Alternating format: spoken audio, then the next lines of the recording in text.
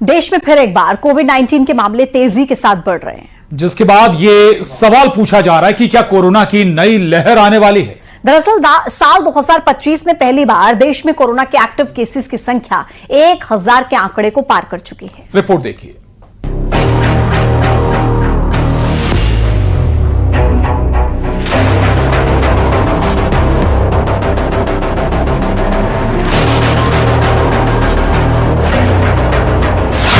Total active case 1009।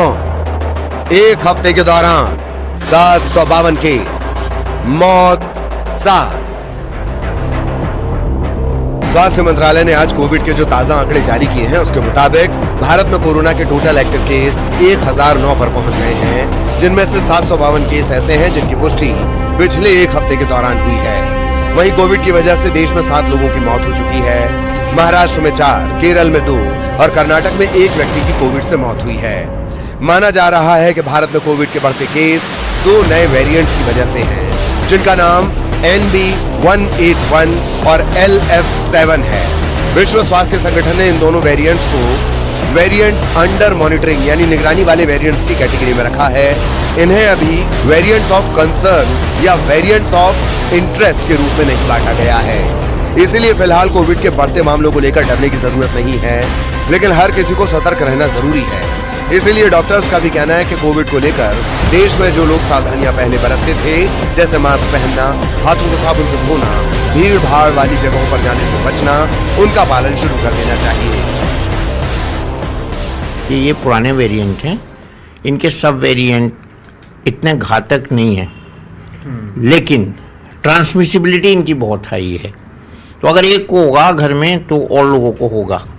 तो इसलिए हमको उन लोगों को बचाने के लिए जो हमारे घर में बूढ़े हैं, वृद्ध हैं और बच्चे हैं, या जिनमें इम्यूनिटी कम है, कोई पेशेंट लिवर का है, हार्ट का है, ब्लड प्रेशर का है, उनको बचाने के लिए हमें एहतियात ज़रूरी है। और हम ये भूल रहे थे मास्क, इसको याद दिलाने के लिए वेरिएंट आए हैं।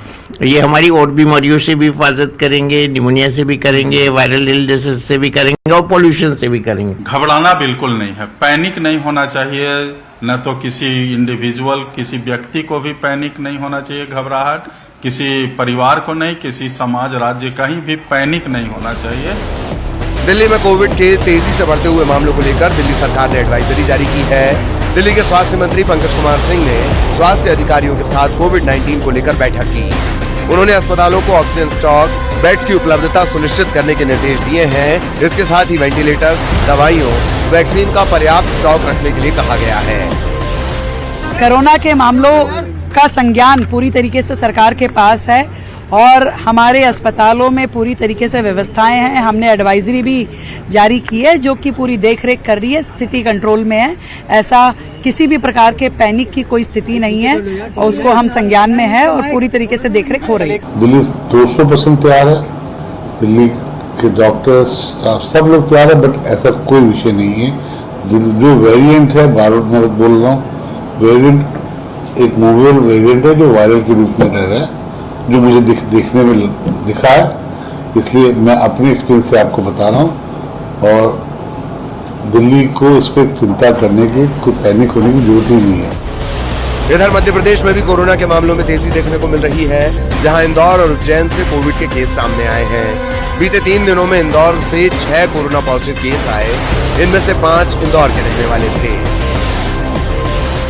एडवाइजरी हेल्थ डिपार्टमेंट ऑफ जो स्टेट से तो नहीं आई, सेंट्रल गवर्नमेंट से जरूर एक एडवाइजरी जारी हुई कि जितने भी एसआरई और जो एलआरआई के जो केसेस आ रहे, आप जो सीवियर वाले जो निमोनिया के केसेस आ रहे, तो इनके हमको पॉजिटिव केसेस आ रहे, उनको होम आइसोलेशन वगैरह करना और साथ ही साथ उनकी जीनोम सीक्वेंस भी कराना है ताकि जो नया वायरस को डिटेक्ट हो। देश में कोरोना के मामले एक बार फिर से रफ्तार पकड़ने लगे हैं। हफ्ते भर में ही यहां संक्रमण के मामलों में तेजी से वृद्धि देखी गई है, जिसने लोगों को डरा दिया है। Bureau report, news 18।